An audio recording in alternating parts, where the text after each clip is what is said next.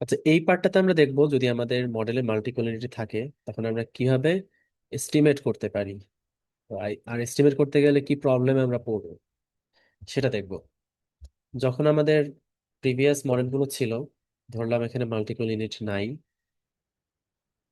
বেটা one, beta two, X X one দেই, two দেই, X two plus beta three, X three. তখন আমরা কিভাবে এস্টিমেট, তখন আমরা ইন্টারপ্রেট করতাম এভাবে, যদি এক্স ওয়ান, এক্স টু যদি আমার 1 ইউনিট বাড়ে, ওয়াই আমার বাড়বে বেটা 2 ইউনিট। আর বলতাম তখন এই টার্মটাকে আমরা কনস্ট্যান্ট ধরে রাখতাম, এক্স থ্রি কে এক্স থ্রি হোল্ডিং কনস্ট্যান্ট।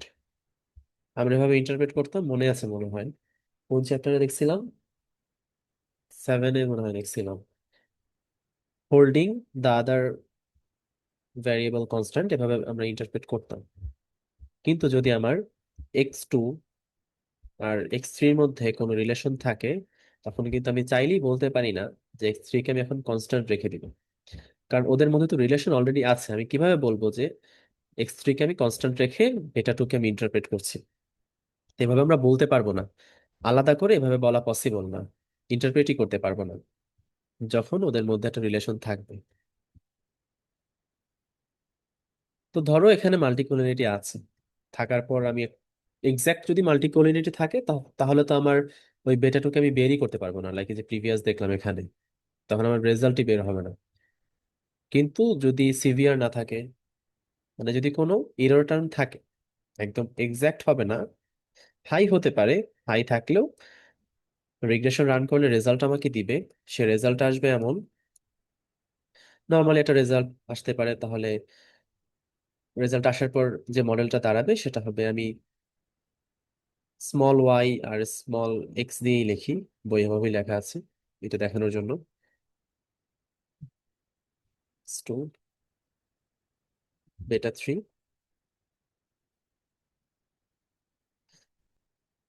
এটাকে আমি ডিরেক্ট লিখে দেই, ল্যামডা এক্স টু ওয়াই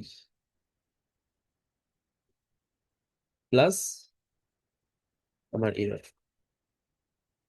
এটা কখন, যখন আমার ওর মধ্যে একটা মাল্টিকুলিনিটি আছে, এটা থাকার পর আমি এই জিনিসটা লিখতে পারি। তারপর আমি নেক্সট লাইনে লিখতে পারি, কমন নিব, beta two lambda beta three. আচ্ছা, বিটা ওয়ানটা কই? বেটা ওয়ান আমরা যখন a small Y small X লিখি তখন কি থাকে বেটা ওয়ান? থাকে না, ভুলে গেছি। চ্যাপ্টার থ্রিতে পড়ছিলাম তো এগুলো।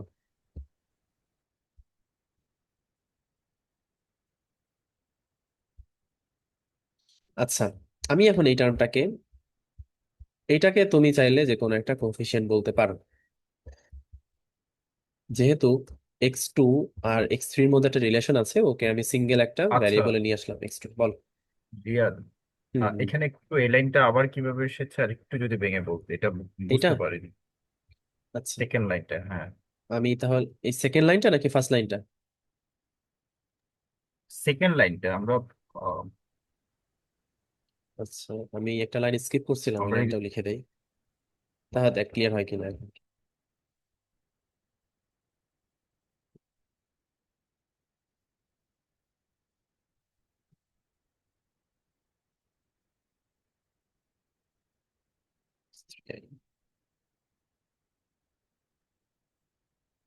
মেইন ইকুয়েশন হলো এইটা, ফার্স্ট ইকুয়েশনটা, এটা বুঝতে পারছিস?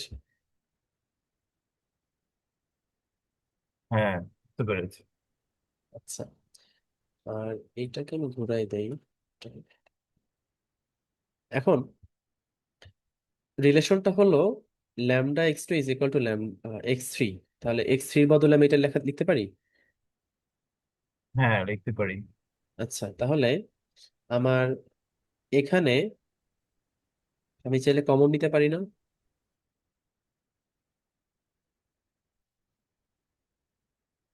তোমার এই এক্স টু আর এই এক্স টু, এখান থেকে আমি কমন নিছি, এটা কমন নেওয়ার পর beta two plus lambda beta three থেকে যায়, এখানে ব্র্যাকেটে ঢুকে যায়, আচ্ছা, হ্যাঁ হ্যাঁ, ওই লাইন থেকে বুঝতে এটা আসে। পেরেছি। আচ্ছা, এখন এই যে আমি ইয়েলো হাইলাইট করলাম, এটা তো পুরোটাই একটা কনস্ট্যান্ট টার্ম হবে। ধর এখানে আসলো 5, এখানে আসলো 10, এখানে থাকলো 2, কিছু না কিছু তো একটা ভ্যালু দিবে।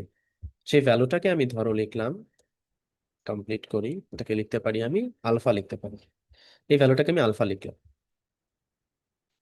আলফা লিখলাম, আর ওই বাকি টার্মটা আমি কমপ্লিট করে ফেলি, 2i প্লাস ইউআই। ঠিক আছে, ফোর্থ লাইন পর্যন্ত বুঝতে পারছি আমার সঙ্গে?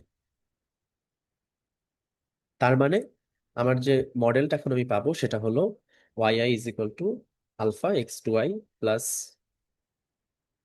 ইরর টার্ম আমার। এখন আমি তো মেইন মডেল সেট করছিলাম দুইটা ভ্যারিয়েবল দিয়ে, সেটা হলো 2 আর একটা হলো 3।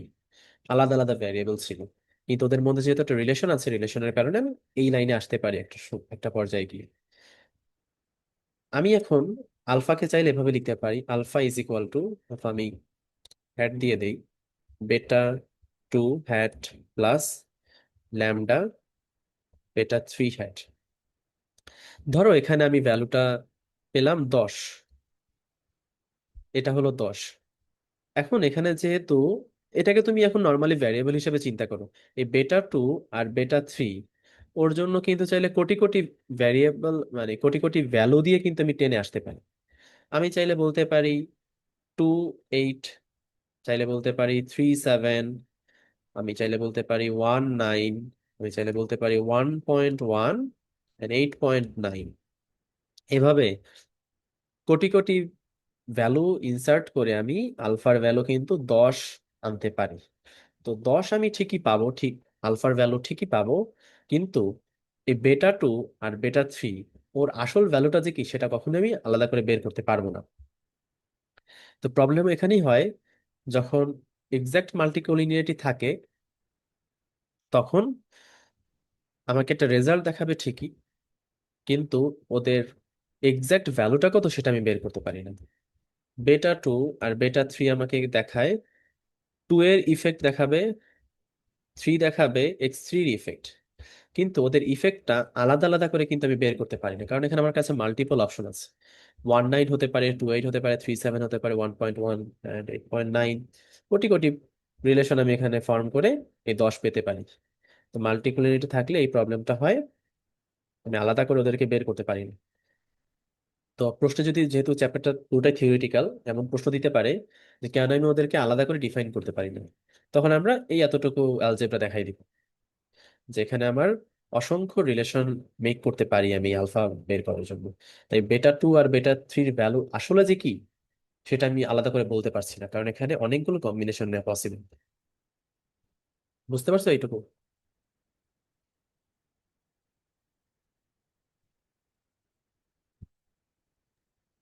হ্যাঁ হ্যাঁ, বুঝতে পেরেছি। আচ্ছা,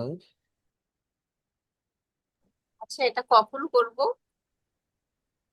এটা করবা যদি বলে, যদি মাল্টিকুলারিটি থাকে, এক্সাক্ট মাল্টিকুলারিটি থাকে, তাহলে আমরা কি কারণে বেটা 2 অ্যান্ড বেটা 3 ভ্যালুকে ডিস্টিংগুইশ করতে পারিনি। 2 and 8 এটা এক্স্যাক্টলি কেন বলতে পারি না?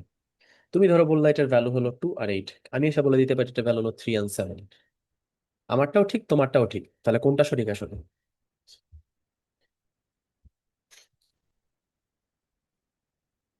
তোমার এইটা কিভাবে লিখবা, আমি বইটা বের করি, বইয়ের রাইটিংটা ফলো করা যায় আর কি। কোথায় রাখলাম?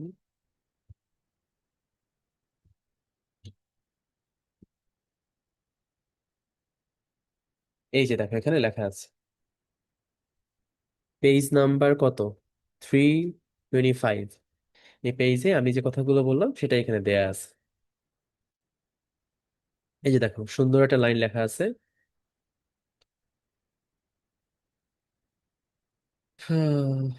Choose another value beta 3 solution। এই যে no matter how hard we try there is no unique value for beta 2।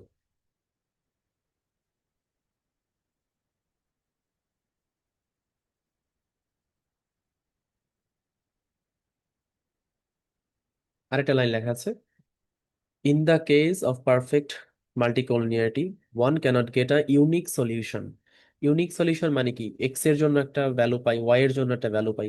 এক্ষেত্রে কি হবে, বেটা টু অ্যান্ড বেটা থ্রির জন্য ভ্যালু আমরা পাই, কিন্তু সেটা কোনো ইউনিক সলিউশন না।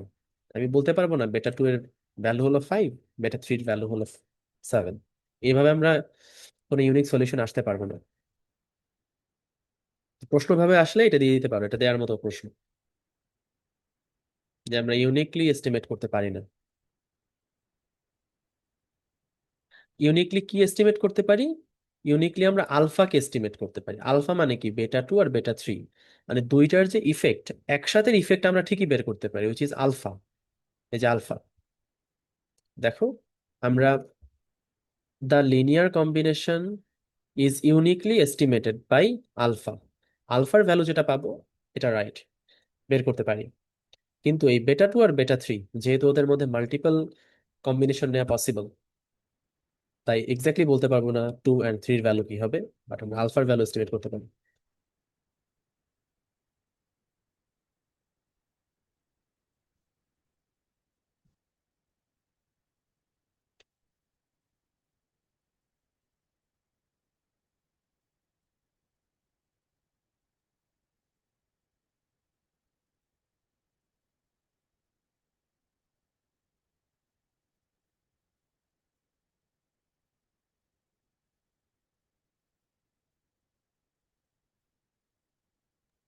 আচ্ছা, তাহলে তোমার আলফাটা হলো তোমার বেটা টু এবং বেটা থ্রি নাকি কম্বাইন যেটা?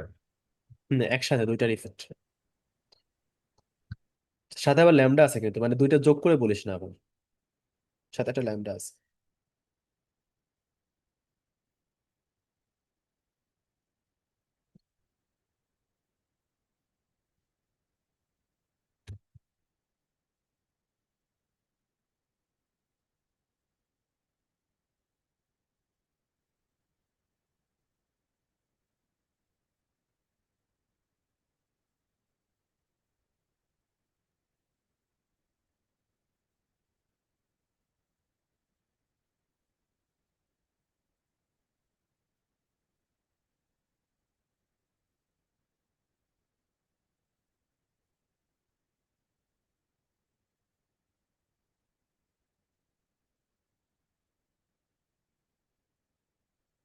আচ্ছা, নেক্সট টপিক হলো আমাদের estimation in the presence of high but imperfect মাল্টিকলিনিয়ারিটি।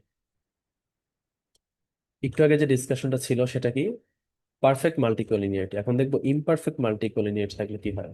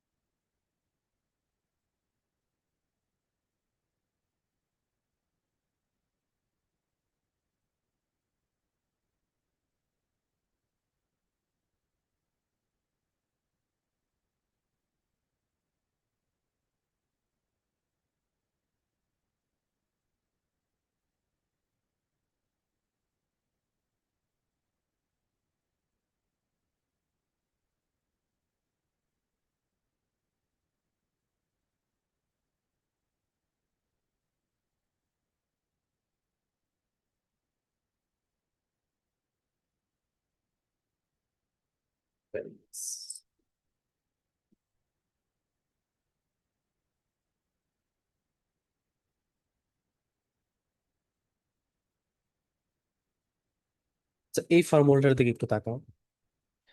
শুরুতে একবার বলছিলাম যখন আমাদের মাল্টিকলিনিয়ারিটি থাকবে, তখন আমাদের ভ্যারিয়েন্স অনেক বেড়ে যাবে, বেটা টু এর ভ্যারিয়েন্স অনেক বেড়ে যাবে। ভ্যারিয়েন্স অফ বেটা টু এর ফর্মুলাটা যদি দেখো, এখানে কি আছে, আমার sigma square summation of X two I one minus R square two three. এই যে আর স্কোয়ার, এটাকে বলা হয় correlation coefficient. R square two three দিয়ে কি বোঝায়? আমার দুইটা যে variable two and three, X two and X three, ওদের মধ্যে রিলেশনশিপটা দেখায়। আমি ধরলাম ওদের মধ্যে কোনো পারফেক্ট মাল্টিকোলিনিয়ারিটি নাই, বাট মাল্টিকোলিনিয়ারিটি আছে। যদি থাকে, তখন এই এক্স টু আর এক্স থ্রির মধ্যে কিন্তু একটা রিলেশন কিন্তু দেখাবে। টু আর থ্রির যে ভ্যালুটা কিন্তু থাকবে। তার মানে এই টার্মটুকু আমি একটু হাইলাইট করে দেই, এই টার্মটুকু একটা ভ্যালু দেখাবে এবং সেই ভ্যালুটা অনেক বেশি থাকবে। তো একটা জিনিস দেখো তো, এই পার্টটুকুর ভ্যালু যত বেড়ে যাবে, যত বাড়বে, আমার এই ভ্যারিয়েন্স অফ বেটা টু এর ভ্যালু অনেক বাড়বে না? দেখো এইখানের যে টার্মটা, আচ্ছা একটা মিনিট।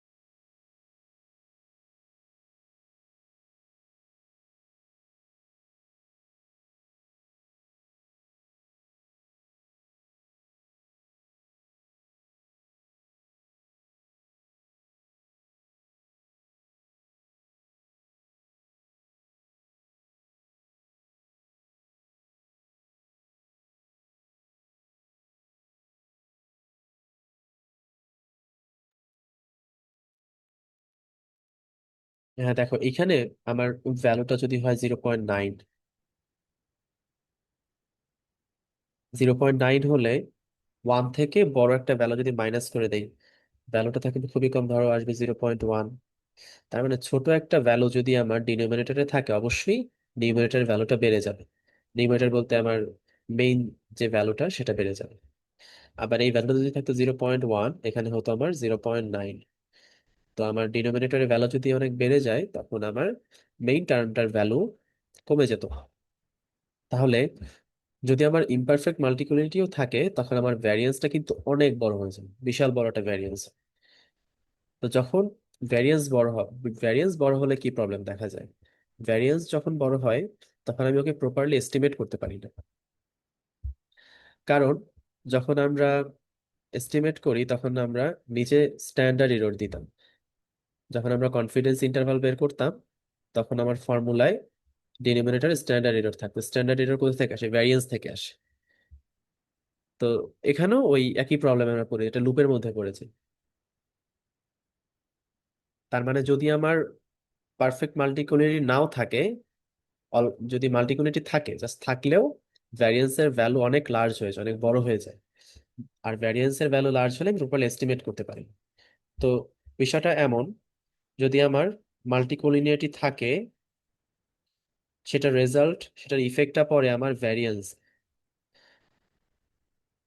ভ্যারিয়েন্সের ইফেক্টটা আমার যায় স্ট্যান্ডার্ড এরর। স্ট্যান্ডার্ডের ইফেক্টটা আমার এস্টিমেট করতে প্রবলেম করে। আমার প্রিসাইজলি আমি এস্টিমেট করতে পারিনি। কেন পারি না আমি ফর্মুলাটাও দেখাই।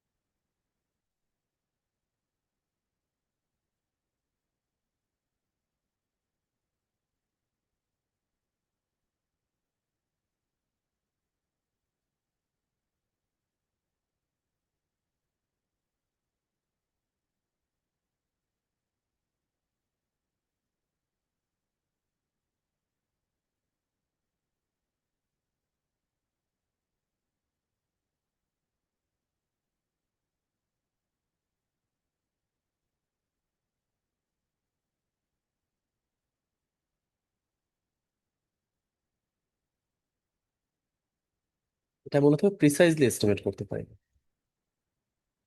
এস্টিমেট করতে পারি না। কারণ আমরা যখন এস্টিমেট করতাম আমরা এভাবে বলতাম, আমরা যে বেটা টু পাচ্ছি তার সাথে টু এস ই, আমরা এভাবে স্ট্যান্ডার্ড এরর মাল্টিপ্লাই করতাম।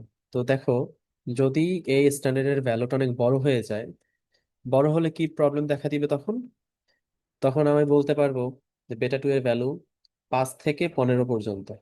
আর 5 থেকে 15 পর্যন্ত কোনো এস্টিমেট করা হইলো না। ভালো এস্টিমেট করা কোনটাকে বলে? ভালো এস্টিমেট করা বলে বলতে পারি আমি 5 থেকে 7-এর ভিতরে। এটা হলো আমার হলো প্রিসাইজলি আমি এস্টিমেট করতে পারবো। তো যখন আমার মাল্টিকোলিনিয়ারিটি থাকবে তখন আমি প্রিসাইজলি এস্টিমেট করতে পারবো না। যদি প্রশ্ন এমন কিছু থাকে যে কেন পারবে না, তখন এই জিনিসটা তুলে ধরলেই হবে। প্রথমে কি দেখাবো? আমরা ভ্যারিয়েন্স অফ বেটা টুটা লিখবো।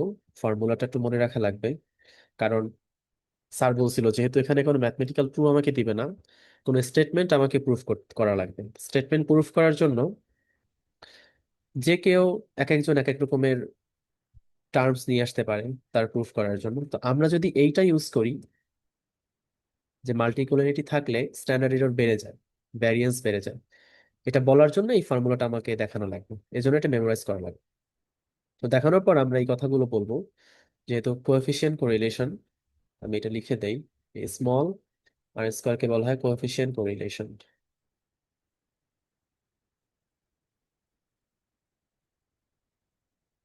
এই কোএফিসিয়েন্ট কোরিলেশনের ভ্যালু যদি বেড়ে যায়, ভ্যারিয়েন্সের ভ্যালুটাও বেড়ে যাবে। তার মানে প্রপোর্শন, ওদের মধ্যে যে রিলেশন ভ্যারিয়েন্স অ্যান্ড কোএফিসিয়েন্ট কোরিলেশনের সম্পর্কটা হলো প্রপোর্শনেটলি বাড়ে অথবা কমে। তারপর এটা দেখাবো, মাল্টিকোলিনিটি থাকলে ভ্যারিয়েন্স বাড়ে, ভ্যারিয়েন্স বাড়ে স্ট্যান্ডার্ড এরর বাড়ে, তখন আমি প্রিসাইসলি এস্টিমেট করতে পারি না। কারণ আমাকে ইন্টারভাল এস্টিমেট করার জন্য এই ফর্মুলাটা ইউজ করা লাগে। আচ্ছা, এটা কি একটু আরেকবার বলতে পারবা? হ্যাঁ, এইটুকু বুঝতে পারছো এই ফর্মুলাটা? হ্যাঁ, ওটা বুঝছি। আচ্ছা, এই কোএফিসিয়েন্ট কোরিলেশনের ভ্যালু বাড়লে, কোএফিসিয়েন্ট কোএফিসিয়েন্ট কোরিলেশনের ভ্যালু কখন বাড়ে? যখনই আমার মাল্টিকোলিনিয়ারিটি থাকবে। বুঝছো? তুমি চাইলে এখানে আরেকটা স্টেপ দেখাতে পারো, যে আগে আমার মাল্টিকোলিনিয়ারিটি থাকলে কোএফিসিয়েন্ট কোরিলেশনের ভ্যালু আমার বাড়বে। এই স্টেপটা দেখাতে পারো। কোএফিসিয়েন্ট কোরিলেশন কি? এটা কোরিলেশন বিটুইন x2 আর x3। তো মাল্টিকোলিনিটি ওইটাই দেখায় যে 2 আর 3-র মধ্যে কতটুকু লিনিয়ারলি রিলেটেড ও। মাল্টিকোলিনিটি থাকলে আর স্কোয়ার ভ্যালুও বাড়বে। এখানে এই ওই আর স্কোয়ার না কিন্তু, যেটা আমরা নর্মালি ক্যাপিটাল আর স্কোয়ার দিয়ে বলি, ওটা না। এটা তোমার স্মল আর স্কোয়ার, তার মানে হলো between the variable, relationship between the variables কে যখন দেখায় সেটাকে বলা হয় কোএফিসিয়েন্ট কোরিলেশন। তো কোএফিসিয়েন্ট কোরিলেশন যখন বাড়ে তখন আমরা ম্যাথমেটিক্যালি এখানে দেখতে পারি ভ্যারিয়েন্সের ভ্যালুটা বেড়ে যায়। ভ্যারিয়েন্সের ভ্যালুটা বাড়লে স্ট্যান্ডার্ড এরর বাড়ে। কারণ স্ট্যান্ডার্ড এরর মানে কি? এই যে আমরা ভ্যারিয়েন্সকে রুট করি, ওখান থেকেই তো পাই। ভ্যারিয়েন্সকে রুট করি নাকি স্ট্যান্ডার্ড এররকে রুট করি? হ্যাঁ, স্ট্যান্ডার্ড এরর মানে ভ্যারিয়েন্সকে রুট করি আমরা।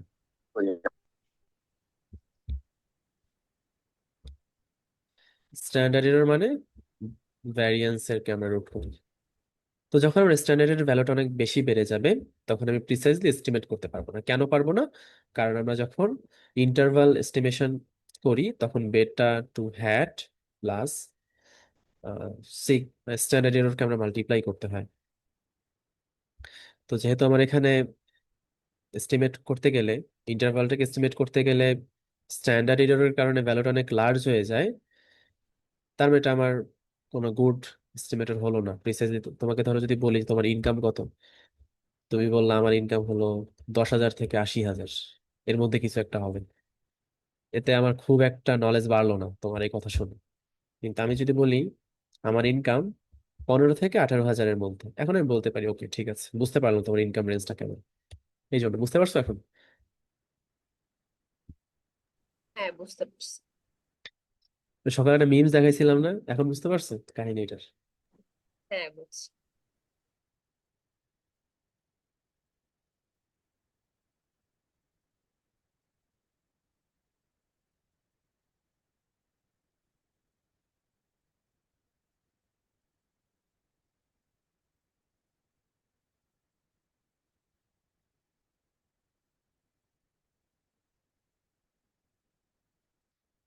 আচ্ছা, এই লোকের নাম যেন কি, গোল্ড বার্গার নাকি বার্জার? হ্যাঁ, বার্জার না? বার্জার, হ্যাঁ, উনি শুধু ক্রিটিসাইজ করে বেড়ায়। আচ্ছা, এই লোক একটা নাম দিছে, সেটা হলো মাইক্রো নিউমারিসিটি। এটা কোনো ডিকশনারির কোনো ওয়ার্ড না, উনি নিজে নিজে বানাইছে। এই মাইক্রো নিউমারিসিটির মানে হলো তোমার স্যাম্পল সাইজ যখন ছোট হবে, মানে এতটাই ছোট যে জিরো হয়ে যাবে যখন, তখন আমি এটাকে এস্টিমেট করতে পারবো না। যখন জিরো হবে এন এর ভ্যালু, কোনো স্যাম্পলই নাই। আমি জানি না কেন বলছে এটা, কারণ জিরো থাকলে কোনো স্যাম্পলই না থাকলে আমি কেমনে এস্টিমেট করবো? যাই হোক, উনি বলছে যদি এক্সাক্ট নিউমারিসিটি বোঝায় তার মানে হলো স্যাম্পল সাইজ আমার জিরো, তখন আমি এস্টিমেট করা ইম্পসিবল, আসলে ইম্পসিবল, কারণ কোনো কিছু আমি করতে পারছি না তখন। আর নিয়ার মাইক্রো নিউমারিসিটি বলতে বোঝায় কাছাকাছি, জিরো না বাট জিরোর কাছাকাছি যদি থাকে, তখন আমি একই প্রবলেমে পড়বো। সেই প্রবলেমটা হলো আমার স্ট্যান্ডার্ড এররের ভ্যালু অনেক বেড়ে যাবে। তো স্ট্যান্ডার্ড এররের ভ্যালু বাড়লে কি হবে একটু আগে আমরা দেখলাম, প্রপারলি এস্টিমেট করতে পারছি না। তো উনি যেটা বলছে, micro university and micro university থাকলে যে আমরা প্রবলেমটা ফেস করি, সেটা মূলত মাল্টি কোলিনিটির মতোই হয়, একই কথা। এই জন্য বলছে near micro university like near my multicollinearity, তার মানে মাইক্রো ইউনিভার্সিটি থাকলে যেটা হয় তার রেজাল্ট মাই মাল্টি কোলিনিয়ারিটির মতো। বিষয়টাকে আমরা ঘুরেও বলতে পারি, যদি আমাদের মাল্টি কোলিনিয়ারিটি থাকে, তার কনসিকোয়েন্সটা হতে পারে আমাদের মাইক্রো ইউনিভার্সিটি। তো বইয়ে আমাদের এমন কিছু কথা লেখা ছিল, ধরো আমার কাছে দুইটাই আছে, মাইক্রো ইউনিভার্সিটিও আছে, বা মাইক্রো মাল্টি কোলিনিয়ারিটিও আছে। তো আমরা প্রবলেমটা কমানোর জন্য, যেহেতু মডেল আমি চেঞ্জ করতে পারবো না, ভ্যারিয়েবলের ডেটাও চেঞ্জ করতে পারবো না, যেহেতু ওদের মধ্যে অলরেডি একটা রিলেশনশিপ এক্সিস্ট করে, আমি এই মাইক্রো ইউনিভার্সিটিকে কমাতে পারি, তার মানে স্যাম্পল সাইজ আমি বাড়াতে পারি। বিষয়টা এমন, ধরো আমার দুইটা প্রবলেম আমার হাতের কাছে, একটা প্রবলেম আমি সলভ করতে পারতেছি না, বাট একটা আমার কাছে ওয়ে আছে সলভ করার, তাহলে আমি ওইটার দিকে আগাই। মাল্টি কোলিনিটির দিকে বেশি ফোকাস না দিয়ে আমি মাইক্রো ইউনিভার্সিটির দিকে ফোকাস দিই, যাতে করে প্রবলেমটা একটু হলে আমি কমাতে পারি। উনি এসব কথা বলে গেছে। তারপর আরেকটা টার্মস আছে সেখানে, আমরা মাল্টি কোলিনিটি যতই বেশি থাকুক না কেন, আমার ব্লু প্রপার্টিসে কোনো প্রবলেম নাই। ব্লু প্রপার্টিসে প্রবলেম থাকে না দেখেই আমার রেজাল্ট বের হয়। তুমি কোনো স্ট্যাটিস্টিক্যাল সফটওয়্যারে যদি রান করো, মাল্টি কোলিনিটি থাকা সত্ত্বেও দেখা যাবে আমাকে ওএলএস ইউজ করে রেজাল্ট আমাকে দেখাচ্ছে, কিন্তু মাল্টি কোলিনিটি আছে ওখানে। আর রেজাল্ট যখন থাকবে তখন দেখা যায় আমার টি ভ্যালু অনেক বেশি থাকবে, স্ট্যাটিস্টিক্যালি ইনসিগনিফিকেন্ট হবে। সেটা বিষয় না, সেটা সিগনিফিকেন্ট আর ইনসিগনিফিকেন্ট সেটা বিষয় না। বিষয়টা হলো আমার মাল্টি কোলিনিটি থাকলেও ওএলএস আমাকে ঠিকই বের করে দিবে। কিন্তু প্রবলেম যেটা হবে, সেটা আমার স্ট্যান্ডার্ড এরর অনেক বাড়াই দিবে। বাড়াই দিলে আমি প্রপারলি ওকে এস্টিমেট করতে পারবো না। এখানে আরো কিছু বলা আছে যে unbiased multi sample repeated sample property, sample value, sample properties. আচ্ছা, এই কথাগুলি লেখা আছে তোমার, বায়াসনেসে প্রবলেম করে না, মানে যত কন্ডিশন আছে সবগুলো হোল্ড করতে পারে মাল্টিকুলারিটি থাকা সত্ত্বেও কোনো প্রবলেম হয় না। আমার এফিসিয়েন্ট হয়, তাতেও প্রবলেম হয় না। মানে এই যে এইখানে লেখা আছে collinearity doesn't destroy the property of minimum variance. Minimum variance আমার কি ছিল, একটা প্রপার্টি ছিল, সেই প্রপার্টিটিকে ঠিকই হোল্ড করে, কিন্তু রেজাল্ট যেটা পাবো সেটা সিগনিফিকেন্ট কোনো ভ্যালু আমাকে দেখাবে না। এই দেখো যেটা বলছে, আমার ধরো মডেলে মাল্টিকোলিনিয়ারিটি আছে, মডেলে মাল্টিকুলারিটি থাকার, যখন আমাকে একটা রেজাল্ট আমাকে দিচ্ছে, তো যে রেজাল্টটা দিচ্ছে সেটা আমাকে অবশ্যই মিনিমাম ভ্যারিয়েন্সের রেজাল্টটাই দিচ্ছে, কিন্তু সেই মিনিমামটাই অনেক বড়। এই জন্য বলছে এখানে রেড কালার দিয়ে, this doesn't mean that the variance is an OLS estimate will necessarily be small. আমার যে এস্টিমেট করার প্রসেস, সেই প্রসেসে আমাকে মিনিমাম ভ্যারিয়েন্স আমাকে দিবে, কিন্তু সেই ভ্যারিয়েন্সটা অনেক বড় থাকে। যে আমার ওয়েলেস আছে দেখে যে ভ্যালুটা ছোট হবে সেটা না, ভ্যালুটা বড় হতে পারে। সহজ কথায় আমার ওয়েলেস এর কোনো প্রবলেম করে না মাল্টিকোলিনিটি থাকলে।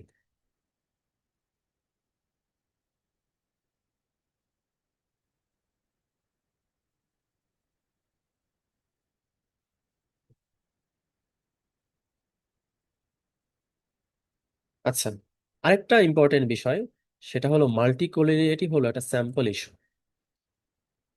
এটা মনে রাখো, বড় করেই লিখে দেই। এটা স্যাম্পলের কারণে হয় মাল্টিকোলিনিয়ারিটি। যদি বইয়ের ভাষায় বলো, স্যাম্পল ফেনোমেনা বলতে পারি আমরা। এটার মানেটা কি বলছি লিখে নেই।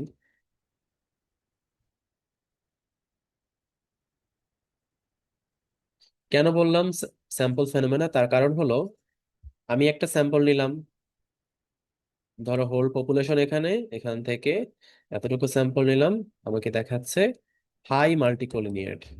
আমি এইখান থেকে একটা স্যাম্পল নিলাম যে দেখাবে আমাকে লো মাল্টিকোলিনিয়ার। তো এটা স্যাম্পলের কারণে এই প্রবলেমটা হয়। তো এটাকে যদি আমাকে কখনো সর্ট আউট করতে বলে, তখন আমি চাইলে স্যাম্পল সাইজটা, স্যাম্পল স্যাম্পলটাকে চেঞ্জ করে দেখতে পারি, তখন দেখা যাবে এই প্রবলেমটা সলভ হতে পারে। তো এই বইয়ে এই লাইনটা লেখা আছে, স্লাইডে লেখা আছে, multicollinearity essentially sample phenomena in the sense that even if the x variable are not linearly related in the population.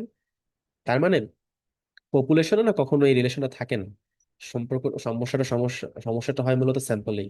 They may be so related in the particular sample. দেখছো, আমার এই যে পার্টিকুলার স্যাম্পল নিয়ে আমি কাজ করছি, দেখা যায় এখানে এই প্রবলেমটা থাকতে পারে।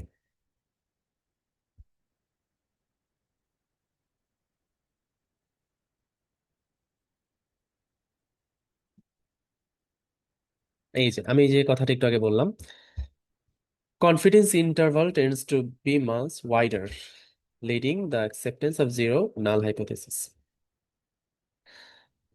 এর মেইন কারণটা হলো সে স্ট্যান্ডার্ড এরর। যখনই আমার স্ট্যান্ডার্ড এরর অনেক বেশি থাকবে, কনফিডেন্স ইন্টারভালটা অনেক ওয়াইড হয়ে যাবে। ওই যে বললাম 10,000 থেকে 80,000 আমার ইনকাম রেঞ্জ, এই যে ইন্টারভালটাকে কত বড় করে দিল।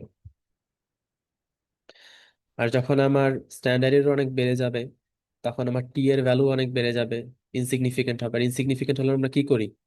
নাল হাইপোথেসিস অ্যাকসেপ্ট করে ফেলি না? সেই জিনিসটাই লেখা আছে এখানে, যে true population coefficient is zero. এই প্রবলেমের মধ্যে আমরা পড়ি। এগুলো কিন্তু সবগুলো আমার কনসিকুয়েন্স, মানে মাল্টিকোলিনিটি থাকলে কনসিকুয়েন্স কি কি হতে পারে। একটা হলো আমার ইন্টারভাল অনেক বেড়ে যায়, তারপরে আমি নাল হাইপোথেসিসকে অ্যাকসেপ্ট করে ফেলি, যেটার সবগুলোরই কিন্তু কারণ সেই স্ট্যান্ডার্ড এরর। ওই যে আবার ঘুরে ফিরে একই কথা লিখছে, স্ট্যাটিস্টিক্যালি ইনসিগনিফিকেন্ট, একটু আগে আমি কিন্তু বলছিলাম ইনসিগনিফিকেন্ট ভ্যালু। ঘুরে ফিরে সবই একই জিনিস, একই ফর্মুলার মধ্যে যদি প্লেস করো দেখবে সবগুলোই রিলেটেড, একই কথা বিভিন্ন ভাবে বলা হচ্ছে এখানে।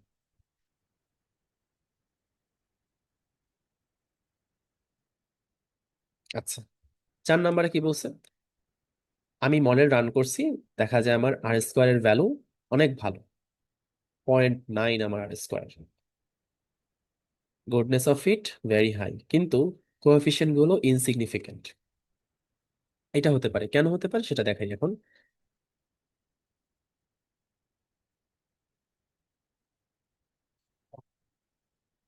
আচ্ছা, এই কনসিকুয়েন্সেস কতক্ষণ ধরে চলতেছে?